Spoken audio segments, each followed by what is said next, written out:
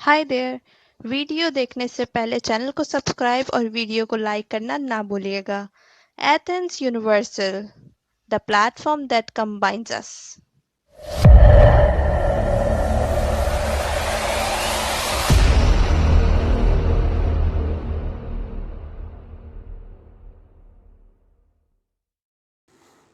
अस्सलाम वालेकुम। आप देख रहे हैं मेरा यूट्यूब चैनल एथेंस यूनिवर्सल। मैं हूं फरहान। दो मुख्तलिफ चीज़ें हमने मिक्स कर दी हैं, आपके बेबहा मैसेजेस आए और मैंने अभी ये ज़रूरी समझा कि अपना point of view according to the law मैं आपके साथ शेयर करूं कि आखिर कानून में क्या चीज़ें दर्ज हैं या क्या डिस्कस की जा रही हैं। तो उस पे एक क्या सराइयाँ जो बनी हुई हैं, जो मिसअंडरस्टैंडिंग हमारे यंग ख़ास करके तबके में, नौजवान तबके में बहुत ज़्यादा रवाबित हो रहे हैं, डिस्कस हो रही है। और उस पे आपने मुझे भी फोर्स किया कि मैं भी चीज़ें आपके साथ शेयर करूं कि आखिर ये ओपन इमिग्रेशन जो है इसके पीछे सच क्या है, पसे पर्दा कहानी क्या है। देखिए, एक बात तो मैं आपको क्लियर बता दूं कि ओपन रजिस्ट्रेशन नहीं हो रही, ठीक है, जैसे हम कह रहे हैं कि इमिग्रेशन ओपन हो गई है, वो नहीं है। एक मखसूस लिमिट पे, कोटे पे जाके किसी हायरिंग में जब बंदे रिक्रूट किए जाते हैं उसे हम इमिग्रेशन का नाम नहीं दे सकते। वो एक कॉन्ट्रैक्ट वीज़ा होते हैं, या उसे हम कह सकते हैं कि एक सीजनल वर्क है जिसके लिए ये हायरिंग हो रही है। तो अब ऐसा है कि मैंने दो ख़बरें इकट्ठी की हैं, उसमें ये हाल की हैं। एक तो मैं थोड़ा सा आपको फ़र्क बताना चाहता हूँ। वो इस तरह था कि खबर आई थी एग्रीकल्चर के हवाले से कि वहाँ पर कुछ हायरिंग हो रही है, कुछ कोटा है जो हुकूमत को चाहिए, शॉर्टेज उन्हें वो मिली, उन्हें शॉर्टेज हो रही है। और उसके साथ साथ सीजनल वर्क जो जिसमें फ़िशर बाकी के जो कोई ऐसा कॉन्ट्रैक्ट जिसको 90 डेज से 6 मंथ या 1 साल के अंदर अंदर कोई भी सीजनल वर्क के लिए अगर किसी को बंदे चाहिए, तो वो उस हायरिंग में कानून क्या कह रहा है वो चीज़ मैं आपको बताऊंगा। अब दो चीज़ें हैं। एक तो मैं आपको बताता हूँ कि मिसअंडरस्टैंडिंग किधर पैदा हुई, जहाँ से हमारे एक शुरू होगी कि इमिग्रेशन ओपन हो रही कि इमिग्रेशन, वो मैं आपको बताता हूँ। लेकिन आप पहले मैं स्टेप बाय स्टेप पहली खबर से आगाज़ करते हैं वीलॉग का। मैं कोशिश करूँगा कि आज ख़ास तौर पर खसूसी तवज्जो दे कि सिर्फ ये डायरेक्ट काम की चीज़ें आपके साथ शेयर करूँ, क्योंकि बाद में फिर आप बहुत गिला करते हैं वीलॉग लंबा हो गया। ठीक है, आई डू रिस्पेक्ट, मैं भी आपके टाइम की कदर करता हूँ, हर बंदे के पास इतना वक्त नहीं होता, लेकिन जो काम की चीज़ें वो भी बयान करना ज़रूरी है। अच्छा, पहली खबर मैं स्टार्ट लेता हूँ, आप थोड़ा सा गौर कीजिएगा इन लफ्ज़ों पे। ईसोदोस के diamoni στην Ελλάδα με σκοπό την υποχική εργασία। अब इस खबर में यह है कि सीजनल वर्क के लिए इमिग्रेंट्स को हायर करना, उनको एक्सेस करना, उन तक रसाई करना, उन्हें कैसे किस प्रोसीजर के तहत हमने हायर करना है। ठीक है, ये एक सीजनल वर्क के लिए ये खबर है। ठीक है, अब दूसरी खबर जो है, वहाँ पर हमारे कम्युनिटी में या हमारे नौजवान तबके में ख़ास तौर पर जो मिसअंडरस्टैंडिंग फैल गई थी, उसमें यह था कि दिया टैक्सीज तो नोमू 4915/2022 सरा यहाँ देखा पहले। तो ये जो नोमो था, इसके तहत जो अपasχόληση προσφύγων και μεταναστών σε αγροτικές εργασίες, ये जो एग्रीकल्चर के हवाले से था, यहाँ पर मिसअंडरस्टैंडिंग पैदा हुई कि ये इसकी जो हेडलाइन थी उसमें ये दर्ज था कि रेफ्यूजीज़ को और जो इमिग्रेंट्स हैं उनको हायर करना पड़ेगा। अब मेरे नज़दीक वो कुछ जो खबर ये जो फैली, हम इस पे गिला भी नहीं कर सकते, क्योंकि मेरे नज़दीक जब प्रोस्फिगीज का मैं आपको स्क्रीनशॉट भी बताऊंगा, ये मैं नहीं कह रहा, ये बाकायदा पब्लिश हुई है ये न्यूज़।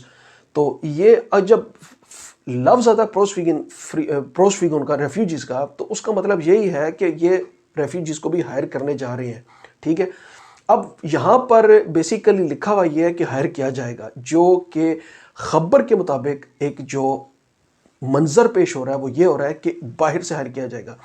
अब यहाँ पर एक मिसअंडरस्टैंडिंग पैदा होगी, जब बाहर से हायर किया जाएगा तो रेफ्यूजीज़ तो यहाँ पर भी हैं, ऑलरेडी ग्रीस में मौजूद हैं, जो सियासी पनाह के मुतलाशी हैं, तो उनको पहले क्यों नहीं प्रायोरिटी दी जा रही। इस पे भी मैंने कुछ पॉइंट नोट किया है, उसकी वजह क्या थी मैं वो भी आपको बताता हूँ। अच्छा, पहले तो अब ये दो चीज़ें मुख्तलिफ, ये दो खबरें थी, ठीक है। सीजनल वर्क की खबर और थी जिसके लिए एक बाकायदा फ्रेमवर्क है, ठीक है, एक फ्रेमवर्क है, वो मैं आपको बताता हूँ। ये जहाँ पर हमारे नौजवान तबके में मिसअंडरस्टैंडिंग हुई थी वो एग्रीकल्चर की वजह से हुई थी कि जो फार्मिंग वगैरह इस पे जो हायरिंग होने जा रही है उसमें एक थोड़ा सा वहाँ पर एक लाइन ऐसी एक्सटर्नल एक्स्ट्रा एडिशन उसका समझ लें कि वहाँ पर थोड़ा सा डगमाडोल मामला हो गया। फिर आगे जैसे जैसे बात किसी के कान तक पहुँचती है तो वो फिर आगे से अपनी हिसाब से वो फिर बनती जाती है। अच्छा, पहले तो ये आप देखिए, ये लॉ 4251/2014 का जो लॉ है, ठीक है, ये गवर्नमेंट गजट भी था A/80, तो इसमें अमेंडमेंट हुई थी अंडर अ जॉइंट मिनिस्टेरियल, जिसमें मुख्तलिफ वजारतें हैं। अब ये रहने दें 3-4 कौन सी वजारतें हैं, आई थिंक 5, एनीवे इसमें मैंने ज़्यादा गौर नहीं किया क्योंकि मकसद मेरा आपके साथ वो पॉइंट डिस्कस करना है जिसकी वजह से मिसअंडरस्टैंडिंग पैदा हुई है। अच्छा, फिर इसमें आर्टिकल जो 11 था अंडर द लॉ ऑफ 4251/2014, उसमें बाकायदा इन्होंने प्रोसीजर बताए हुए हैं, ठीक है, कि सीजनल वर्क के लिए जो है उनको हायर कैसे करना है और उनको चीज़ें देनी क्या है। इसमें अगर आप आर्टिकल, अब मैं सारे प्रिंट तो उठा के आपके साथ शेयर करने से रहा, इतने ज़्यादा वो प्रिंट है, वो लाइनों पे फिर वो प्रोग्राम ही बनता जाएगा। ये खुलासा एक शॉर्टकट आपको इन शॉर्ट में आपको बता रहा हूँ।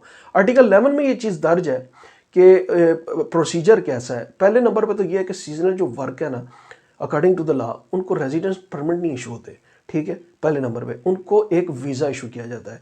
तो इस अगर वीज़ा इशू किया जाता है तो इससे साफ बात यह है कि वो किसी बाहर से उनकी हायरिंग हो रही है सीजनल वर्कर की, जिनके लिए उन्हें वीज़ा इशू किया जा रहा है, ठीक है। तो अब वीज़ा की 3 कैटेगरियाँ, एक नेशनल वीज़ा है जो सीजनल वर्क के लिए, एक 6 माह का वीज़ा है, ठीक है, उसकी ड्यूरेशन मैक्सिमम जो 6 मंथ है। दूसरे नंबर पर नेशनल वीज़ा जो है सीजनल वर्क का, उसमें मैक्सिमम वैलिडिटी 1 साल की है, जबकि उसमें आप सीजनल कॉन्ट्रैक्ट जो है 6-6 माह के ले सकते हैं। अच्छा, एक यूनिफॉर्म शॉर्ट स्टे वीज़ा है जिसे हम शेंगन वीज़ा कह लें, मल्टीपल, वो 6 महीने का वीज़ा है, 90 डेज़ तक आप वो लगातार उस पर रह सकते हैं। और उस वो ये अब इसकी एक्सटेंशन वो अब आगे चल, फिर उसके बाद आता है आर्टिकल 18 इसी लॉ का 4251/2014 का। इसमें यह लिखा गया है कि सीजनल वर्क के लिए आखिर कौन कौन से बंदे बाहर से तो हायर करने हैं, ठीक है, अब मुल्क के अंदर से कौन कौन से बंदे हम हायर कर सकते हैं। ये यहाँ इस खबर में ये पॉइंट काबिल गौर है। इसमें लिखा हुआ है कि अगर कोई गवर्नमेंट के जो अपने ममालिक, जो यूरोपियन ममालिक हैं, यहाँ पर अगर गवर्नमेंट लेवल पे कुछ बंदे आए हुए हैं स्पेशल सर्विसेज देने के लिए, गवर्नमेंट सर्विसेज जो कि एक मखसूस लिमिट के लिए, मखसूस टाइम के लिए, अगर वो चाहते हैं कि वो एज अ पार्ट टाइम या अपने उस अपनी जॉब से हट कर उनके पास अगर कोई टाइम है 1-2-3 माह का, तो वो भी अपने आप को इसमें ऐड कर सकते हैं, सीजनल वर्क के लिए वो अप्लाई कर सकते हैं। फिर उसके बाद ये जो एथलीट्स हैं, ये जो गेम्स वगैरह खेलने के लिए आते हैं, जिन जो सीजन्स होते हैं, ये एथलीट्स भी सीजनल वर्क के लिए अप्लाई कर सकते हैं। फिर आता है टूर लीडर, ये नहीं होता है टूर पे कोई आते हैं तो उनके साथ एक लीडर होता है, तो जो एक ग्रुप लीडर होता है जो टूरिस्ट को हिस्ट्री के मुतालिक ETC जो भी है उनके साथ उनको गाइडलाइन करता है, तो वो टूर लीडर भी जो है इस सीज़न वर्कर के लिए ख़ुद को वो ऐड कर सकते हैं, वो भी अप्लाई कर सकते हैं। फिर आता है टेक्निकल, जो आते हैं किसी मखसूस कंपनीज़ के लिए जो टेक्निकल सर्विसेज देने के लिए आते हैं, उनके पास भी थोड़ा टाइम होता है या थोड़ा वीज़ा होता है, तो वो उससे हट के एडिशनली अप्लाई कर सकते हैं सीजन वर्कर के लिए, ठीक है। इसमें ये चीज़ें हैं। अब यहाँ पर किसी जगह ये नहीं लिखा हुआ कि आपके पास कोई स्टेटस नहीं, आपके पास एंट्री नहीं, या आपके पास सिर्फ मतलब पासपोर्ट है सिर्फ, तो आप आगे अप्लाई कर लें, ठीक है। ये थोड़ी सी आपने जहन नशीन ये बात अभी फ़िलहाल कर लेनी है। उसके बाद आर्टिकल 21 आता है पैराग्राफ 2 में लॉ 4251/2014 में। इसमें फिर उन्होंने रेफ्यूजीज का नहीं बताया, सीजनल वर्क की बात अभी कर रहा हूं मैं। उन्होंने फिर लिखा कि जो लीगल बंदे इस वक्त ग्रीस में रह रहे हैं, इमिग्रेंट्स, फॉरेनर्स, तो वो भी कहीं से भी हों, ठीक है, वो भी अगर चाहें एज अ पार्ट टाइम, या अगर उनके पास टाइम है ऑलरेडी, उनके पास अफीमी रेजिडेंस परमिट जो लीगल है, वो भी अप्लाई कर सकते हैं। ये जो कैटेगरीज हैं सीजन वर्क के लिए, अब ये बाय लॉ जो पुरानी चली आ रही हैं, ठीक है, ये एक सीजन वर्क की जो थी वो एक रिक्वायरमेंट थी। अब आपके मकसद की जो खबर है वो ये है, दूसरी जिस पे लिखा हुआ है दिया ताक्सिस तू नोमू सारादैया दे कापेदे 2022, ठीक है, 4915/2022, ये लिखा हुआ है कि या अपascolisi prosfigon metanaston se ergodike sargasias, अगरोतिके सरगासियस, सॉरी। यहां पर आके ये एक मखसूस एग्रीकल्चर के हवाले से जो खबर आई है, जिसमें इन्होंने लिखा हुआ है कि हमने रेफ्यूजी हायर करने हैं।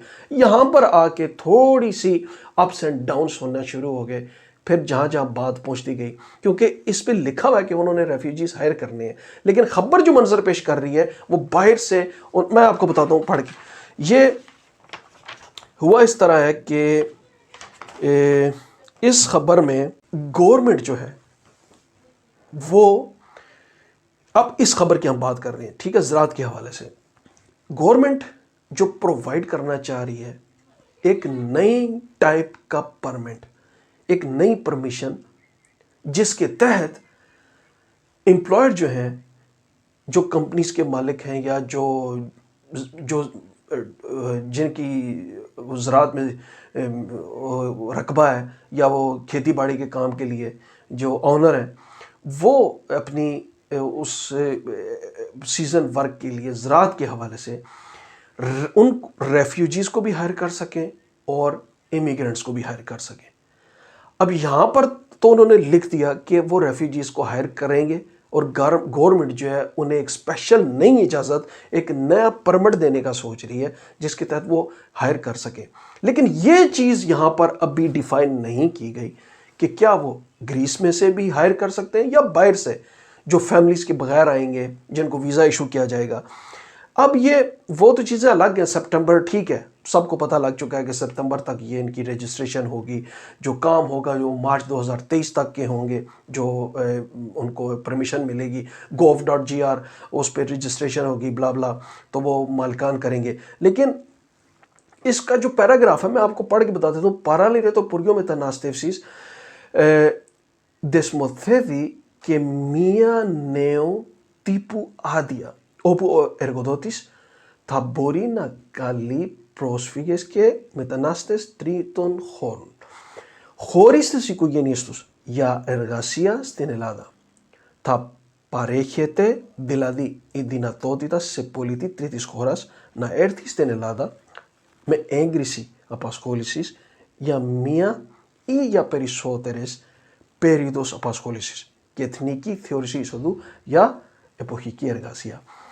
अब ये सेम जो इसका जो ये मैंने पढ़ के सुना है, इस पे यही चीज़ दर्ज है कि जो इमिग्रेशन मिनिस्ट्री है पुर्गियो में तनास्तेफसिस, वो एक इंस्टीट्यूट कर रहे हैं इस चीज़ को कि हम एक नई टाइप की परमिशन अलाउ करें, जिसके तहत एम्प्लॉयर रेफ्यूजीज़ को और इमिग्रेंट्स को हायर कर सकें। अब यहाँ पर उन्होंने रेफ्यूजीज़ लिख दिया है, ये डिफाइन नहीं किया गया कि वो यूनान से नहीं होगा, ये डिफाइन अभी नहीं किया गया कि क्या उसके पास कोई स्टेटस हो नहीं हो, ये डिफाइन नहीं किया गया कि क्या उसके पास खाली पासपोर्ट हो और वो उसको हायर कर सकते हैं, ये भी डिफाइन नहीं किया गया क्या उसके पास रेफ्यूजी स्टेटस हो वैलिड, फिर हम उसको हायर करेंगे, ये भी डिफाइन नहीं किया। सिर्फ जो चीज़ डिफाइन की गई वो ये की गई कि रेफ्यूजीज़ को और इमिग्रेंट्स को हायर कर सकेंगे।